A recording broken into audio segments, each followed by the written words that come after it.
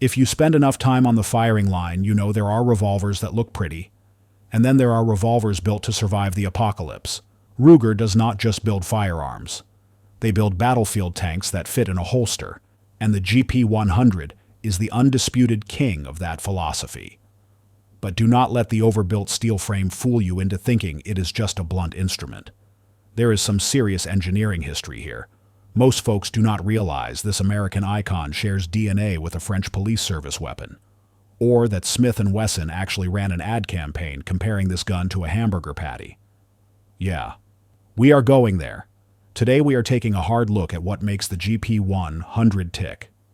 We are going to break down exactly why it eats full house 357 Magnum loads for breakfast, while other wheel guns shake loose.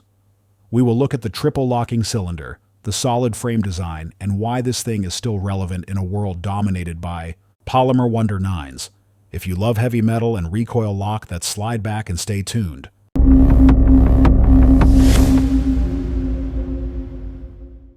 Section 1. The Security 6 Legacy. To understand where the GP100 came from, we have to look at the grandfather of the Ruger double-action family. Back in 1972, Ruger dropped the Security 6. This was their shot across the bow at the industry titans. You had the Smith & Wesson Model 19, the Model 66, and the high-dollar Colt Python dominating the law enforcement market. The Security 6 was Ruger saying we can build it stronger, and we can build it cheaper. Instead of using a side plate like everyone else, they went with a solid one-piece frame. It was tough enough to get picked up by the U.S. Border Patrol and plenty of beat cops. Ruger even got wild and chambered it in 9mm back when the world was married to the 38 Special. But here is the reality. The Security 6 was a workhorse, but it had a limit.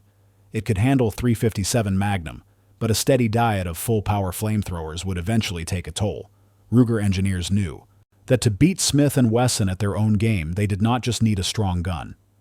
They needed an indestructible one. Section 2. Enter the GP100. Fast forward to the early 80s. The mission was simple. Build a revolver capable of shooting unlimited 357 Magnum rounds without loosening up. In 1985, the GP100 hit the shelves. They beefed up everything. The frame got thicker. The top strap got heavier. They added a full underlug to the barrel, which is not just for looks. That extra weight out front helps tame the muzzle flip when you are running hot rounds. Shooters coming from the Security 6 realized immediately that this was a different animal. It felt substantial in the hand. Ruger also kept the transfer bar safety system. This is critical for modern carry. You can carry this gun with a full cylinder and drop it on the hammer, and it will not go bang unless that trigger is pulled all the way to the rear.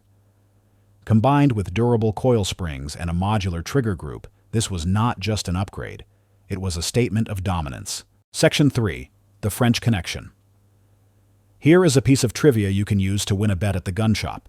The GP100 has a European cousin. Back in the late 70s, French law enforcement needed a new sidearm. They loved the Magnum MR73, but that gun is built like a Swiss watch and costs a fortune. They needed something mass-producible. So they partnered with Ruger. The result was the Magnum Special Police and later the MR88. It was a hybrid using Ruger frames and guts mixed with French barrels and cylinders. While the French were refining the Security 6 lineage for police work, Ruger went the other direction for the American market. They scaled up. They used their investment casting process to pour a massive solid steel frame that did not cost an arm and a leg to machine. So while the MR88 and the GP100 are technically related, the GP100 is the one that hit the gym and started chugging protein shakes. Section 4. The Triple Locking Cylinder. Let's talk mechanics. You hear the term triple locking cylinder thrown around, but on the GP100, it is the secret sauce. Most revolvers lock up at the rear and maybe the end of the ejector rod.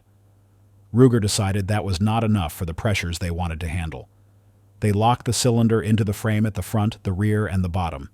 This keeps that cylinder perfectly aligned with the forcing cone shot after shot. Now, if you pick one up and wiggle the cylinder, you might feel a tiny bit of play. Do not freak out. That is intentional. Ruger engineered a slight amount of float to allow the bullet to center itself as it enters the barrel. It is a self-correcting system that actually boosts reliability.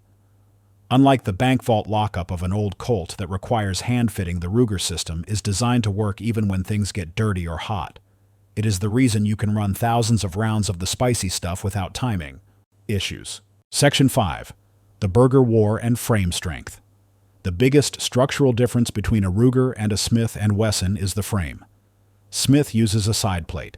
They mill out a hole in the side of the gun to drop the parts in, then cover it with a metal plate. Ruger says no thanks. The GP100 is a solid, continuous loop of steel.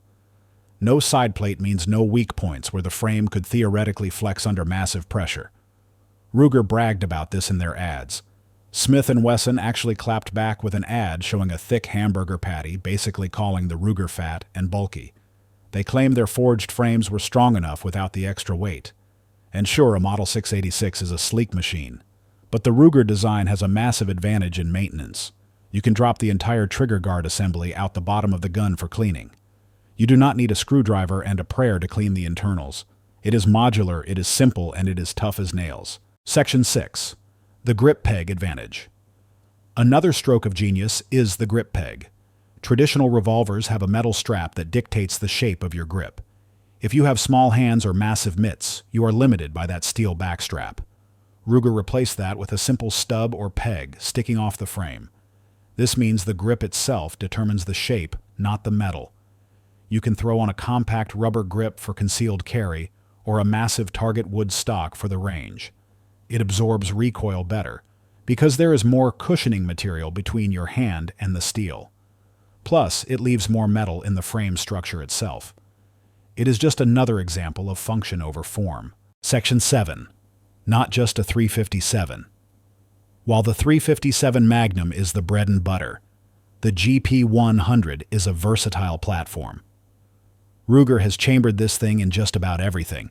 You can get it in 327 Federal Magnum, which gives you 7 shots instead of 6. That is a serious sleeper caliber. They make a 5-shot version in 44 Special for the big bore fans. They even have a 10-shot 22 long rifle version, which is arguably the ultimate training tool. And for the semi-auto guys, there is the 10mm auto version. It uses moon clips to hold the rimless cartridges. If you are already stocking 10mm for your Glock or 1911, this is a perfect companion gun. The strength of the GP100 action handles the snap of the 10mm without breaking a sweat. Section 8. The Verdict on Aesthetics. Let's be real about the looks. The GP100 is polarizing. It is blocky. It has that massive underlug and the thick top strap. It does not have the elegant lines of a Python or the classic profile of a K-frame. Some guys think it looks like a brick with a trigger. Others, myself included, think it looks like a tool that means business. Ruger kept some of the service revolver vibes from the 70s, and the original rubber grips with the wood inserts are a love it or hate it feature. But here is the bottom line. This gun was not built to sit in a glass case. It was built to work. It was built to ride in a holster on a hip through the rain and mud. It was built to protect your life when the chips are down. And in that department, pretty does not matter. Performance does. If you enjoyed this deep dive into American steel, smash that like button and subscribe for more honest reviews. Drop a comment below. Are you Team Ruger or Team Smith? I want to hear about it. Until next time, stay safe and keep shooting.